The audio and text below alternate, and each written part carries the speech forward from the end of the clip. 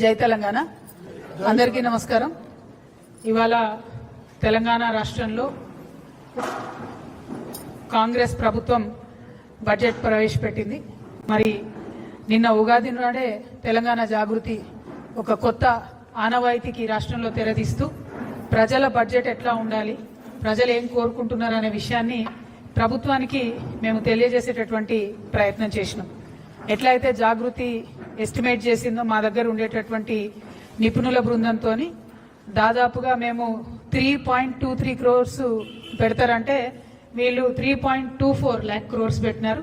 అంటే జాగృతి దగ్గర ఉండేటటువంటి నిపుణులు చాలా చక్కగా రాష్ట్రం యొక్క పరిస్థితిని అంచనా వేయగలుగుతున్నారు అనేటటువంటి విషయాన్ని కూడా ఈ సందర్భంగా ప్రజలందరూ కూడా తెలియజేస్తూ, మరి ఏదైనా సరే ప్రజల నుంచి వచ్చే డిమాండ్ని యథాతథంగా ప్రభుత్వాలు పాటించినట్టయితేనే ప్రజల యొక్క మన్ననను కూడా ప్రభుత్వాలు పొందుతాయనే విషయాన్ని కూడా ఈ సందర్భంగా తెలియజేస్తూ, మరి ఇవాళ వచ్చినటువంటి బడ్జెట్ మాత్రం ఏమాత్రం కూడా ప్రజా ఆమోదం పొందేటట్టుగా లేదు. 3,24,234 కోట్లతోని బడ్జెట్ పెడితే ఈ రాష్ట్రంలో 56% మంది బీసీలు ఉంటే ఈ ప్రభుత్వం బీసీలకు ఇచ్చినటువంటి నిధులు 4% మాత్రమే. 56% బీసీలు ఉంటే 4% నిధులు కూడా కేటాయించలేదు. మేనిఫెస్టోలో ఎన్నికలలో వీళ్ళు ఫేకింది రాహుల్ గాంధీ గారు, సోనియా గాంధీ గారు, మొత్తం కాంగ్రెస్ ప్రభుత్వం ఫేకింది ఏంది కాంగ్రెస్ పార్టీ అంతా అన్నాడు. 20,000 కోట్లు పెడతాం ప్రతినిత్యం అని చెప్పారు. కానీ ఇవాళ ఏం చేసిండ్రు, 12,511 కోట్లు మాత్రమే బీసీల కోసం బడ్జెట్ పెట్టిండ్రు. అంటే ఇది ఒక పెద్ద ఫేక్. సెకండ్ ఏంటిది, ఎంబీసీకి ప్రత్యేకంగా ఒక మినిస్ట్రీ ఇస్తామని చెప్పిండ్రు. ఎంబీసీలో ఉండే చిన్న చిన్న కమ్యూనిటీస్ అన్నిటికీ కూడా కార్పొరేషన్లు ఏర్పాటు చేస్తామని చెప్పారు. వాళ్ళకి షాపింగ్ కాంప్లెక్స్ కట్టిస్తామని చెప్పారు. ఎక్కడా కూడా ఆ దిశగా ఒక ముందడుగు వేయడం కానీ, మరి వృత్తి పనులన్నీ కూడా గ్లోబలైజేషన్లో పోతున్నాయి కాబట్టి వాటిని ఆదుకోవాలనే ఆలోచన కానీ ఎక్కడా కూడా లేదు. కేవలం తెలంగాణ జాగృతి మాత్రమే ఎంబీసీల గురించి బీసీల గురించి ఆలోచిస్తుంది. కాబట్టి మేము చెప్పినాం, ఒకనాడు వస్తుంది మా ప్రభుత్వం, వచ్చినప్పుడు పుస్తెలు మట్టెలు చేసేటటువంటి జీవో మీద మొదటి సంతకం పెడతామని కూడా చెప్పినాం. ఎందుకు చెప్తున్నాం అంటే మా కమిట్మెంట్ అది. ఈ రాష్ట్రంలో ఉన్న ఎంబీసీలు ఆగమైపోతున్నారు కాబట్టి వాళ్ళ పట్ల ఈ ప్రభుత్వం శ్రద్ధ లేని వ్యవహారం చేస్తుందనే విషయాన్ని మళ్ళొకసారి తెలియజేస్తున్నాం.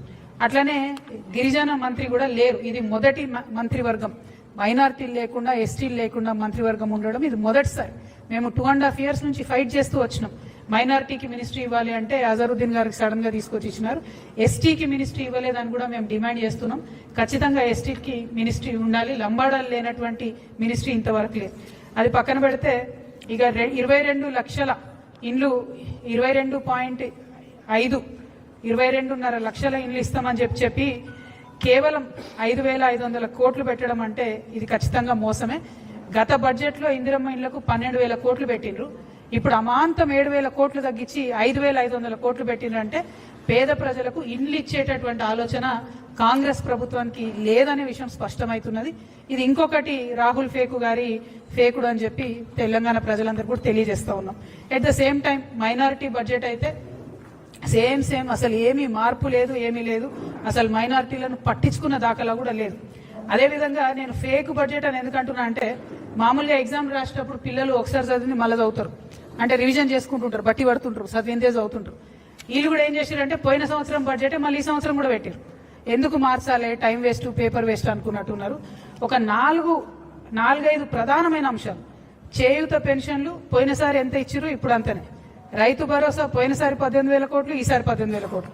రైతు కూలీలకు ఇందిరమ్మ పథకానికి పోయినసారి 600 కోట్లు, ఈసారి 600 కోట్లు. గృహజ్యోతికి పోయినసారి 2,000 కోట్లు, ఈసారి అంతే. గ్యాస్ సబ్సిడీకి అంటే ఒక అక్షరం కూడా పొల్లుపోకుండా, అది గ్యాస్ సబ్సిడీ కావచ్చు, రాజీవ్ ఆరోగ్యశ్రీ కావచ్చు, మహాలక్ష్మి కావచ్చు, same to same copy paste అన్నట్టు, అసలు మార్పు కూడా లేదు. అందుకే నేను చెప్తున్నా ఇది ఫేక్ బడ్జెట్. ఒకటి. 2 విజన్ బడ్జెట్ కాదు, ఇది విజన్ ఉన్న బడ్జెట్ కాదు, ఇది రివిజన్ బడ్జెట్. కేవలం రివిజన్ చేసుకుంటారు కదా బట్టి కొట్టినట్టు, అంత దారుణంగా ఉంది ఈ బడ్జెట్. అదేవిధంగా మరి ముఖ్యమంత్రి గారు మొన్న 2.5 గంటలు మాట్లాడిండ్రు అసెంబ్లీలో. మాట్లాడుకుంటే ఏం చెప్పిండ్రు, పోయిన ప్రభుత్వం చేసినటువంటి అప్పులన్నింటినీ మేము చాలా కష్టపడి తగ్గించినాము, రేట్లు తగ్గించినాము. కేంద్ర ప్రభుత్వం మాకు 20,000 కోట్లను డెట్ రీస్ట్రక్చర్ చేసుకోవడానికి అవకాశం ఇచ్చిందని చెప్పి 2.5 hours ఆయన ఏకపాత్రాభినయం చేసి చెప్పారు. మరి చెప్తే ఇక్కడ ఒక సూటి ప్రశ్న కాంగ్రెస్ ప్రభుత్వానికి. పోయినసారి బడ్జెట్లో వాళ్ళు ఏం ఎస్టిమేషన్ వేసారంటే కేంద్ర ప్రభుత్వం నుంచి వచ్చేటటువంటి గ్రాంట్స్ 22,782 కోట్లు ఉంటాయని చెప్పారు. కానీ వాస్తవానికి రియలైజ్ అయింది ఎంత? అందులో సగం 11,161 కోట్లు మాత్రమే రియలైజ్ అయినాయి. అంటే 100 సార్లు ఢిల్లీకి పోయి వచ్చి 20,000 కోట్లు డెట్ రీస్ట్రక్చర్ చేసుకొని ఏదేదో సాధించమని చెప్తున్నటువంటి మీరు, ప్రధానమంత్రి మోడీ గారిని బడేబాయ్ అని చెప్పి సంబోధించేటటువంటి మీరు, మన రాష్ట్రానికి హక్కుభుక్తంగా రావాల్సినటువంటి 22,000 కోట్ల రూపాయలను ఎందుకు రాబట్టుకోలేకపోయినరు? Only 50% you are able to get. దీనికి మీరు ఇన్నిసార్లు ఢిల్లీకి వెళ్ళడం ఎందుకు? అది కాకుండా ఇంకొక మోసం మీరు చేస్తున్నది, ఇంకొక ఫేక్ ఏంటంటే ఈ సంవత్సరం మళ్ళీ 24,000 కోట్ల రూపాయలు వస్తాయని చెప్పి బడ్జెట్లో పెట్టారు. అంటే పోయిన సంవత్సరం 22,000 కోట్లు వస్తాయంటే అలా సగం కూడా రాలేదు. మళ్ళీ ఈసారి కూడా అంతే ఎక్కువ ఎస్టిమేట్ చేసి పెడుతున్నారు. అంటే ఇది కేవలం ప్రజల్ని మోసం చేయడమే. ఇంకొక మాట మేము అడుగుతా ఉన్నాం, మీరు ఇన్నిసార్లు ఢిల్లీకి పోయి వచ్చి ఇన్నిసార్లు ప్రధానమంత్రి గారితో మాట్లాడి ఎందుకు ఒక్కనాడు కూడా బీసీల గురించి మాట్లాడతలేరు? ఎందుకు ఒక్కనాడు కూడా పెండింగ్ ఉన్న బీసీ బిల్ గురించి మాట్లాడతలేరు? అఖిల పక్షాన్ని తీసుకెళ్తామన్న హామీ ఏమైంది? అంటే దేనికోసం పోతున్నారు మీరు అనేటటువంటి ప్రశ్న మాత్రం ఇలా తెలంగాణ ప్రజల్లో వస్తుందని ఈ సందర్భంగా చెప్తా ఉన్నాం. అట్లనే ఓవరాల్ గా బడ్జెట్ మేనేజ్మెంట్ గురించి చూసినట్టయితే చాలా చాలా వైరుధ్యాలు ఉన్నాయి. ఒకటి, రెవెన్యూ సర్ప్లస్ ని చాలా ఎక్కువగా వేసి చూపించినారు. 6,857 crores ఉందని చెప్పింది. లాస్ట్ టైం కూడా అట్లనే రెవెన్యూ సర్ప్లస్ మా దగ్గర 2,700 కోట్లు ఉందని చెప్తే చివరికి వచ్చి 591 కోట్లు మాత్రమే ఉంది. ఈసారేమో దానికి మూడింతలు పెంచి 6,800 కోట్లు ఉందని చెప్తా ఉన్నారు. ఈసారి కూడా లాస్ట్కి వచ్చేసరికి మళ్ళా ఏమీ ఉండదు. అంటే ఇది కంప్లీట్లీ ఫేక్ ఫ్యాబ్రికేటెడ్ బడ్జెట్ అన్నది మాత్రం చాలా చాలా క్లారిటీగా అర్థమవుతుంది. ఇక ఇవన్నీ ఒక ఎత్తు అయితే, ముఖ్యమంత్రి గారు ఎఫ్ఆర్బిఎం పరిధిలో తీసుకున్న అప్పులు 5,62,363 కోట్లు. అదేవిధంగా వివిధ కార్పొరేషన్ల ద్వారా ఈ కాంగ్రెస్ ప్రభుత్వం తీసుకున్నటువంటి అప్పులు 3,01,835 కోట్లు. అంటే మొత్తం కలిపి 8,64,198 కోట్లకు ఈ రాష్ట్రం యొక్క అప్పు చేరుకున్నది. ప్రజలందరూ దయచేసి గమనించి వినాలి. 8,64,198 కోట్లకు చేరుకున్నది. అంటే ఒక్కొక్క వ్యక్తి మీద ఈ రాష్ట్రంలో 2,16,000 రూపాయల అప్పు ఉన్నది. ఒక్క మనిషి మీద నెత్తికి 2,16,000 అప్పు ఉంది. ఒక ఇంట్లో 4 ఉంటారు అనుకుంటే ప్రతి కుటుంబం మీద 9 లక్షల రూపాయల అప్పు ఈ కాంగ్రెస్ ప్రభుత్వం మన నెత్తి మీద పెట్టిందనే విషయాన్ని మేము చాలా చింతిస్తూ చెప్తున్నాం. మరి అప్పు తీసుకొచ్చిండ్రు, కనీసం ఏమైనా ఉద్యోగులకు పెన్షన్లు ఇచ్చిండ్రా? పోనీ కనీసం తులం బంగారం ఇచ్చే పథకాలు ఏమైనా ₹1 ఇచ్చిండ్రా? పోనీ 6 గ్యారెంటీల మీద ఏమైనా పెట్టిండ్రా? పోనీ స్కూటీలు, ముఖ్యమంత్రి గారు నిన్నగాక మొన్ననే చెప్పారు స్కూటీలు ఇస్తామని చెప్పి, కానీ బడ్జెట్లో మాత్రం కనీసం స్కూటీలు ఊసలేదు. అంటే ఈ ముఖ్యమంత్రి చెప్పేది ఉప ముఖ్యమంత్రి గారు బడ్జెట్లో పెడతలేరు అని అర్థం. మరి వాళ్ళిద్దరికి శృతి లేదు మతి లేని వ్యవహారమా, లేదా రాష్ట్రాన్ని ఎట్లా పరిపాలించాలో అర్థం కాని వ్యవహారమా, లేదా రాహుల్ గాంధీ గారు ఆడ కాన్స్టిట్యూషన్ పట్టుకొని ఫేకినట్టు ఇక్కడ బట్టి గారు అసెంబ్లీలో బడ్జెట్లో ఫేకినరా అన్న విషయం మాత్రం తెలంగాణ ప్రజలు ఆలోచించేటటువంటి సందర్భం. మీ అందరికీ తెలిసిన విషయమే. మరి ఉద్యోగాలకు సంబంధించి మేము డిమాండ్ చేస్తూ వచ్చినాం. ఖచ్చితంగా మీరు ఉద్యోగులకు సంబంధించి 2 లక్షల ఉద్యోగాలు ఇస్తామని చెప్పిండ్రు. వాటికి సంబంధించి డబ్బులు రిలీజ్ చేయండి, వాటికి సంబంధించి బడ్జెట్ పెట్టండి అని చెప్పినాం. కానీ రాష్ట్ర ప్రభుత్వం కనీసం దాని మీద శ్రద్ధ పెడతలేదు. సో ఈ రోజు ఒక సర్వే వచ్చిందండి. ఈ సర్వే పేరు స్టేట్ ఆఫ్ వర్కింగ్ ఇండియా. అంటే పని చేస్తున్నటువంటి వాళ్ళు, ఎంప్లాయిడ్ ఉన్నటువంటి వాళ్ళ పరిస్థితి కోసం దేశవ్యాప్తంగా అజీం ప్రేమ్జీ యూనివర్సిటీ చేసిన సర్వే. దీంట్లో ఏమొచ్చిందంటే ఎంత దారుణం అంటే, ప్రతి 4 డిగ్రీ చేసినటువంటి తెలంగాణ బిడ్డలలో, మగపిల్లలలో 4 డిగ్రీలు చేస్తే ఒక్కరికి మాత్రమే ఉద్యోగం ఇవ్వగలుగుతున్నాం. ఆడపిల్లలలో డిగ్రీ చేసిన 2 ఆడపిల్లల్లో ఒకరికి మాత్రమే ఉద్యోగం ఇవ్వగలుగుతున్నాం. అంటే విమెన్ లో అన్ఎంప్లాయ్మెంట్ శాతం 50% ఉంది, మగపిల్లల్లో అన్ఎంప్లాయ్మెంట్ శాతం 28% ఉంది ఈ రాష్ట్రంలో. ఇది కంపారిటివ్లీ వేరే రాష్ట్రాలకు, కాంగ్రెస్ ప్రభుత్వాలు ఉన్న కర్ణాటకలో చూసుకున్నా కూడా మహిళల అన్ఎంప్లాయ్మెంట్ ఓన్లీ 20% ఉంది, మగవాళ్ళ అన్ఎంప్లాయ్మెంట్ ఓన్లీ 22% ఉంది. అంటే ఇంత పెరుగుతున్నాము, తెలంగాణ రైజింగ్ అంటే నేను ఎల్లనో అనుకున్నా, కానీ అన్ఎంప్లాయ్మెంట్ లో మాత్రం సూపర్ రైజింగ్ ఉన్నది. దీనికి మాత్రం కాంగ్రెస్ ప్రభుత్వానికి, రాహుల్ గాంధీ గారికి కంగ్రాచులేషన్స్ చెప్తా ఉన్నా. ఎందుకంటే మీరు వచ్చి అశోక్ నగర్ లో ఫేకిండ్రు రాహుల్ గాంధీ గారు. మిమ్మల్ని ఇయాలటి నుంచి మా హైదరాబాద్ లో సలీం ఫేకు అని ఉంటాడు. ఆయన సినిమాలలో మస్తు నవ్విస్తాడు మనందరిని. హైదరాబాద్ స్లాంగ్ ని, హైదరాబాద్ ఫేకుని, ఆ కామెడీని ఆయన మొత్తం ఇండియా వైడ్ పాపులరైజ్ చేసింది. కానీ ఇయాలటి నుంచి మాత్రం మా తెలంగాణ అశోక్ నగర్కి వచ్చి ఫేకినందుకు రాహుల్ గాంధీ గారికి రాహుల్ ఫేకు అని నామకరణం చేస్తున్నాం మేము. కానీ మీరు మా సలీం ఫేకు గారికి సరిపోరు. ఆయనేమో మమ్మల్ని చాలా నవ్విస్తాడు, మీరు మాత్రం మమ్మల్ని ఏడిపిస్తున్నారు. నిరుద్యోగ సమస్యలు ఇంత దారుణంగా ఉంటే ఇక ఎందుకు ఫేకు అంటున్నా అన్న విషయం మళ్ళీ ఒకసారి ప్రూఫ్ చేస్తాను నేను ఇప్పుడు మీకు. ఇది రాష్ట్ర ప్రభుత్వం యొక్క, నేను ఇప్పుడే స్క్రీన్ షాట్ తీసుకొని వచ్చిన ప్రెస్ మీట్ పెట్టే ముందు, స్కిల్ డెవలప్మెంట్ యూనివర్సిటీ యొక్క వెబ్సైట్. ఇక్కడ ఏం రాసింది పట్టుకోతాము, ఇక్కడ ఏం రాసిండ్రు వీళ్ళు, 68,000 మంది, ఇక్కడ ఎల్లోలో కనబడుతుంది, 68,000 మంది ఎన్రోల్ అయినరని రాసిండ్రు. సరే పోనీ కరెక్టా కాదా అని చెప్పి ఫోన్ చేసినాం అదే స్కిల్ యూనివర్సిటీకి.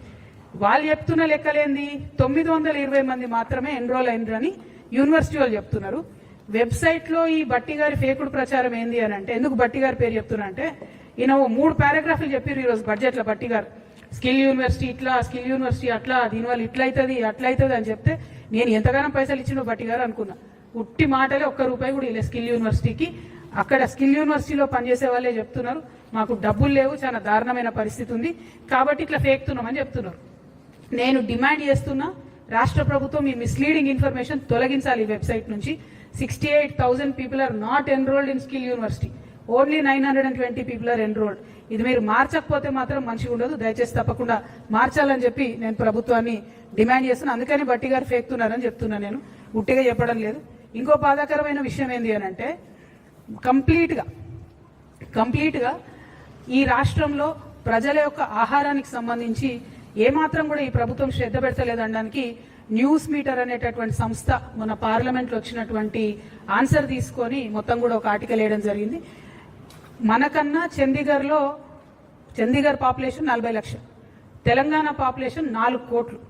కానీ చండీగఢ్లో ఏదైతే ఫేక్ ఫుడ్, అది కల్తీ ఫుడ్ తయారు చేసే వాళ్ళ మీద పెట్టిన కేసుల్ని మన రాష్ట్రంలో పెట్టిన కేసుల్ని చూసుకుంటే ఎట్లుందంటే పరిస్థితి 1000% వాళ్ళది ఎక్కువ ఉంది.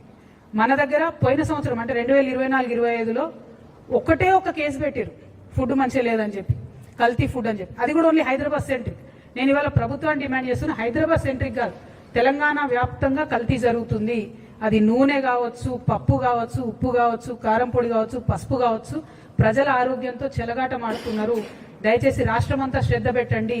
ఫుడ్ కమిషన్ నిద్రపోతున్నది, మేల్కోండి. దయచేసి కేసులు పెట్టండి. ఒకటే ఒక కేసు పెట్టిరు మొత్తం మొన్న ఇయర్లో. భయం అనేది లేకుండా పోతుంది. ప్రజల ఆరోగ్యంతో చెలగాటం ఆడుతున్నారు కాబట్టి ఈ బడ్జెట్లో కూడా మరి మంచి ఆర్గానిక్ ఫార్మింగ్ కి సపోర్ట్ చేస్తామని ముందు చెప్పిండ్రు, ఇప్పుడైతే చెప్పలేదు. అందుకని ఈ మధ్యలో ఈ విషయాన్ని కూడా నేను చెప్తా ఉన్నాను. ఇక దీంతో పాటు ఇంకొక విషయం కూడా చెప్పాలి. 1 కోటి మంది మహిళలను కోటీశ్వరులు చేస్తామని చెప్పి పదే ముఖ్యమంత్రి గారు చెప్తా ఉంటారు. అయితే ఆ సెర్ప్ వ్యవస్థలో, ఆ సెల్ఫ్ హెల్ప్ గ్రూప్స్ లో స్త్రీనిధి అనేటటువంటి ఒక ఆర్గనైజేషన్ కూడా ఉంటుంది. ఆ స్త్రీనిధి సపరేట్ గా మహిళల కోసం కోఆపరేటివ్ ఏర్పాటు చేసి 2011లో ఏర్పాటు చేశారు. అయితే అప్పటి నుండి ఇప్పటి వరకు ఈ స్త్రీనిధిని ఒక దయ్యం పట్టుకొని వెంటబడతా ఉన్నది.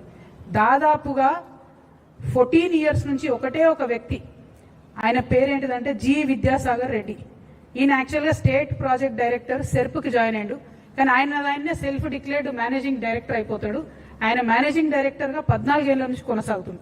58 సంవత్సరాలు పైబడినటువంటి వ్యక్తిని కొనసాగించరాదని ఆర్బీఐ చెప్పినప్పటికీ కూడా ఆయన అట్లనే కొనసాగుతాడు. ఆయన ఎవరేమన్నారు, ఎందుకంటే ఎర్రవల్లి దయాకర్ రావు గారు అప్పుడు గ్రామీణ శాఖ మంత్రిగా ఉన్నప్పుడు, రూరల్ డెవలప్మెంట్ మినిస్టర్ ఉన్నప్పుడు డైరెక్ట్గా ఎర్రవల్లి గారి ట్రస్ట్కి సిఎస్ఆర్ ఫండ్స్, ఈ స్త్రీనిధి నుంచే సిఎస్ఆర్ ఫండ్స్ ఆయన ట్రాన్స్ఫర్ చేసి అప్పుడు బీఆర్ఎస్ గవర్నమెంట్లో మేనేజ్ చేసుకున్నాడు.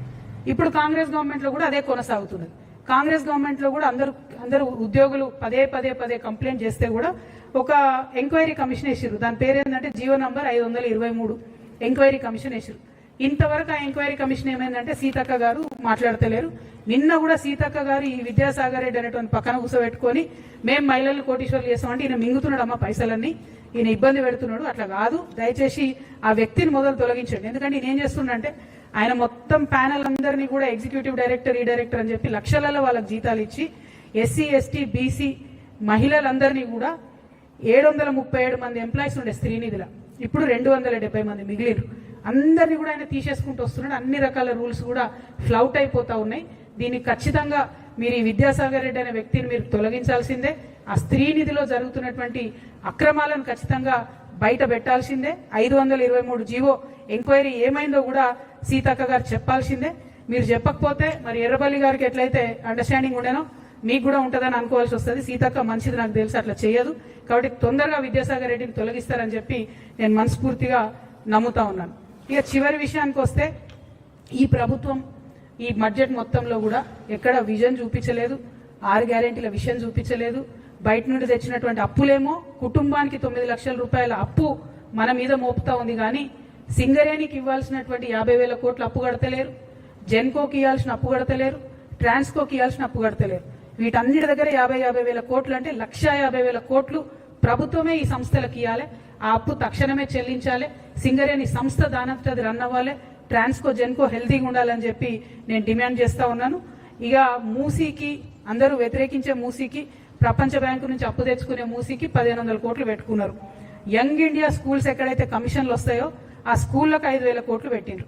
నేను ఒకటే ప్రశ్న ఇస్తా ఉన్నా సూటిగా ఈ ప్రభుత్వాన్ని, రాహుల్ గాంధీ గారిని ప్రత్యేకంగా, మీరు ఏదైతే అశోక్ నగర్కి వచ్చి ఉద్యోగాలు ఇస్తామని చెప్పారు కదా, కనీసం ఆ ఉద్యోగాల విషయం మాట్లాడకుండా, డిఎస్సి ఎస్సీ టీచర్స్ని రిక్రూట్ చేయకుండా, ఎస్సీలలో ఉన్న బ్యాక్లాగ్ పోస్టులు నింపకుండా, జాబ్ క్యాలెండర్ ఇవ్వకుండా, మీరు వేస్తామని చెప్పినటువంటి అవుట్ సోర్సింగ్ కార్పొరేషన్ ఉద్యోగుల కోసం కార్పొరేషన్ వేయకుండా ఈ స్కూల్ కట్టుకుంటే స్కూళ్ళలో పాఠాలు ఎవరు చెప్పాలి? మరి ఇప్పుడు ఉన్న టీచర్లు అయితే సరిపోరు, ఎక్కువ టీచర్లు కావాలి, డిఎస్సి వేయాల్సిందే.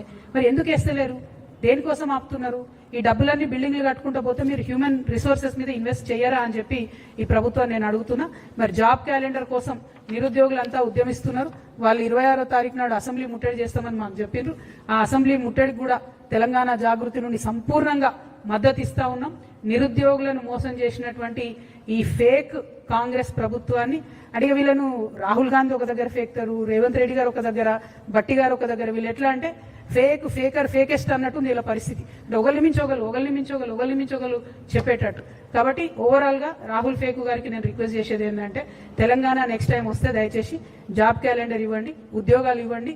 మీరు పెట్టినటువంటి బడ్జెట్ లో ప్రజలకు సంబంధించి ఏ బడ్జెట్ కూడా లేదు, ఏ గ్యారంటీ మీద కూడా లేదు. కాబట్టి ప్రజాక్షేత్రంలో తప్పకుండా ప్రజలు మిమ్మల్ని ప్రశ్నించాలని జాగృతి తరఫున డిమాండ్ చేస్తూ సెలవు తీసుకుంటున్నాను. Thank you. జై తెలంగాణ, జై జాగృతి.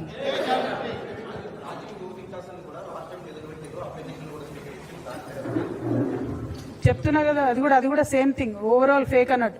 అందరికి ఇస్తాం, యూత్ అందరికీ మేము రాజీవ్ యువ వికాసంలో ఇస్తామని చెప్తే ఆడపిల్లలు మగపిల్లలు 16 లక్షల మంది అప్లై చేసుకున్నారు.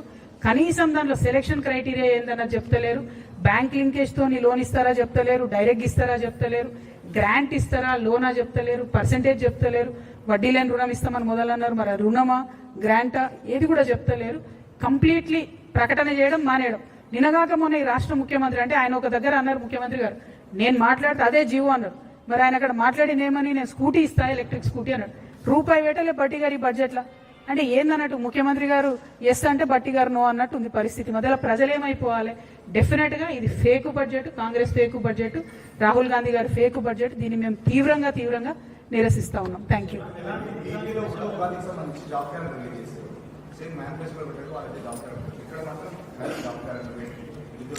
ఏపీలో కూడా కొంత నిరుత్సాహంగా ఉన్నారు ప్రజలు. ఎందుకంటే ఓన్లీ 10,000 జాబ్స్ వేసారు, జాబ్ క్యాలెండర్ పెట్టిరు, కానీ ఓన్లీ 10,000 జాబ్సే వాళ్ళు డిక్లేర్ చేసిండ్రు.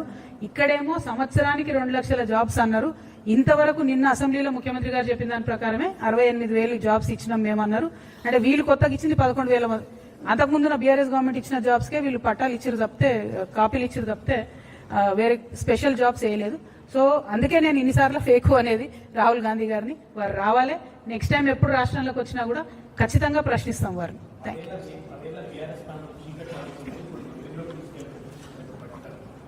యూ. వెలుగు కాదు కానీ వెలుగుమట్ల బాధితుల పరిస్థితి చూసినాం కదా మనం. వీళ్ళన్ని కూల్చుడు తప్ప కాల్చుడు తప్పితే విషయం ఏం లేదు అక్కడ.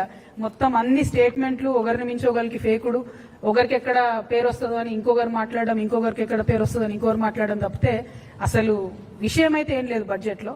దారుణం ఏంటంటే, ఏ బీఆర్ఎస్ నైతే మీరు అప్పు తెచ్చిరు అన్నారో అంతకన్నా ఎక్కువ అప్పు ఇప్పుడు వీళ్ళు తీసుకొచ్చిరు. కనీసం దీంతో ఒక డిసిప్లిన్ లేదు. ఎక్కడ ఇన్వెస్ట్ చేస్తున్నారు ఈ అప్పును, ఎక్కడ ప్రాజెక్ట్ కడుతున్నారు అంటే revenue expenditure only 50,000, sorry capital expenditure only 50,000 crores అని చెప్తున్నారు. అప్పు తెచ్చిందేమో దాదాపు 8 లక్షల కోట్లు.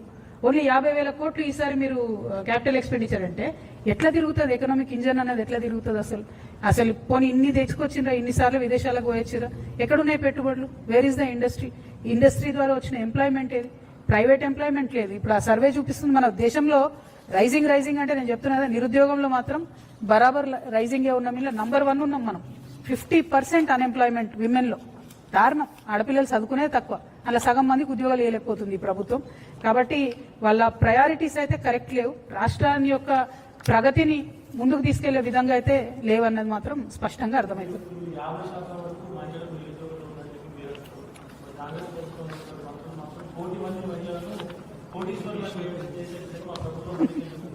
నేను చెప్పిన కదా, 1 కోటి మంది మహిళలను కోటీశ్వరులు చేసేదేమో కానీ ఆ విద్యాసాగర్ రెడ్డి అనేట ఆయన మొత్తం గొల్లగొడుతున్నాడు. అందులో ఉన్న పైసలు సెర్పులో కానీ స్త్రీనిధిలో ఉన్నది కానీ ముందు అతన్ని తొలగించాలి, ఎంక్వైరీ చేయాలి. 1, 2 మహిళలకు ఏదైతే మీరు సెల్ఫ్ హెల్ప్ గ్రూప్స్ ద్వారా కూడా వడ్డీ లేని రుణాలు ఓన్లీ 5 lakhsకే ఇస్తున్నారు, వాళ్ళు ఎక్కువ ఇస్తున్నారు. అంతకుముందు ఎట్లయితే చంద్రబాబు నాయుడు గారు ఉన్నప్పుడు గ్రాంట్ ఇచ్చేదో అట్లా ఇవ్వాలని మహిళలు అడుగుతున్నారు. అట్లా గ్రాంట్ ఇస్తే వాళ్ళు ఏదైనా ఒక బిజినెస్ పెట్టుకున్నా అది డెవలప్ అవుతుంది. మీరు లోన్ ఇస్తే ఏం లాభం? నెల్లూరు పెద్దారెడ్డి ఇచ్చే లోన్కి ఈయన రికమెండేషన్ లాగా ఉన్నది తప్పితే అదేది పెద్ద సక్సెస్ అయ్యే వ్యవహారం కాదు. ఇంకొకటి, నిన్న ముఖ్యమంత్రి గారు కూడా అసెంబ్లీలో మాట్లాడుకుంటూ మేము 1000 బస్సులు కొనిచ్చినాం, మేము పెట్రోల్ బంకులు పెట్టించినాం, అది ఇదని చెప్పారు. కానీ జుట్టుకు కనీసం 100 రూపాయలు కూడా మహిళలకు రావు నెలకు వాళ్ళు ఇచ్చేటటువంటి మోడల్లో. నువ్వు 100 రూపాయలు నెలకు అదనంగా వస్తే ఎప్పుడు కోటీశ్వరులు కావాలి? ఎన్ని వందలు కొడితే కోటి అవుతుంది అంటే ఎన్ని నెలలు ఆగాలి మహిళలు? సో కంప్లీట్లీ ఇది ఫేక్ ప్రచారం తప్పితే ఇందులో ఏం లేదు. ఫేక్, డీప్ ఫేక్, అతి ఫేకర్, ఫేకెస్ట్. మీరు చూసుకోండి, రాహుల్ గాంధీ గారు ఒకటి ఫేక్తారు, రేవంత్ రెడ్డి గారు ఒకటి ఫేక్తారు, పట్టి గారు ఇంకోటి ఫేక్తారు. ఏమీ లేదు, చాలా దారుణంగా ఉంది ఈ బడ్జెట్. అంటే నేను క్రిటిసైజ్ చేయాలని చేస్తలేను. నిన్న నేను మేము ఏదైతే జాగృతి నుండి ఎక్సర్సైజ్ చేసి పెట్టినటువంటి బడ్జెట్ ఉందో దాన్ని దీనికి కంపేర్ చేసి చూస్తే అసలు కంపారిజనే లేదు. మీరు ప్రజలు ఖర్చు పెట్టే చోట ఇన్వెస్ట్ చేస్తే వాళ్ళు ఖర్చు పెడితే ఆ డబ్బులు మార్కెట్లకు వస్తాయి. అట్లాంటి ప్రొవిజనే లేదు ఇక్కడ. సో కంప్లీట్గా ఈ స్కూల్ కట్టడానికి దానికి వాడితే అసెట్స్ డెడ్ అయిపోతాయి. ఆ విషయం ప్రభుత్వం అర్థం చేసుకుంటే బాగుంటుంది. అవుట్ ఆఫ్ కన్సర్న్ చెప్తున్నా, కొంత ఎకనామిక్స్ తెలిసినటువంటి వ్యక్తిగా చెప్తున్నా. ప్రభుత్వం బడ్జెట్లో ఒకటి పెట్టినా అవసరం అనుకుంటే కొన్ని మార్పులు చేర్పులతో ఇంకొంత అడిషనల్ అలొకేషన్ చేయొచ్చు. దానికోసం ఏమన్నా ఆలోచన చేస్తారేమో. ఎస్పెషలీ ఎంబీసీ వర్గాలకు, బీసీ వర్గాలకు, ఎస్టీలకు, ఎస్సీలకు చేయూతనియాల్సినటువంటి అవసరం ఉంది. ఆ విషయం దయచేసి గుర్తుపెట్టుకోవాలి. వికలాంగులను, మైనారిటీలను కూడా చాలా పెద్ద ఎత్తున ఈ బడ్జెట్ మరి కంప్లీట్ గా ఇగ్నోర్ చేసింది. వారి కోసం ప్రయత్నం చేయాలని చెప్పి నేను ప్రభుత్వాన్ని కోరుతున్నా. Thank you.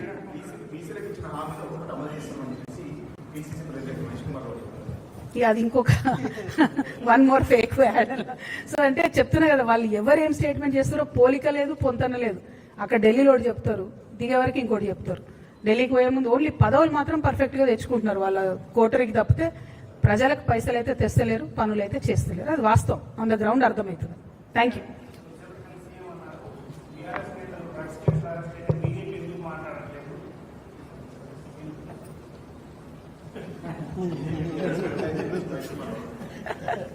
వాళ్ళిద్దరు పంచాయతీల మధ్యలో నేనెందుకే. Thank you. జై తెలంగాణ.